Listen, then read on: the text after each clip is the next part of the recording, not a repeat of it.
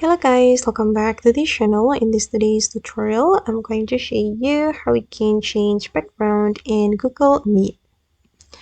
Okay, let's get into it guys. Here I have opened virtual meeting in my Google Meet and I'm going to show you how we can change our background.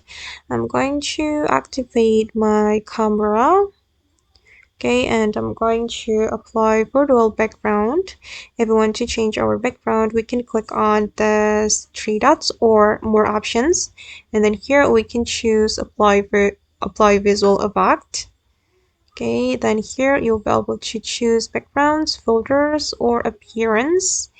And I'm just going to select background.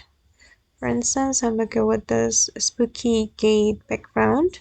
We just need to tap on the background we want to apply, and as you can see that my background has been changed. Okay, you can explore the background by scrolling down like this. You can select nature, professional, and it's up to you. You can choose the background that you like. Okay. Okay guys, and that's all the way to change background in Google Meet. I hope this tutorial will be useful for you.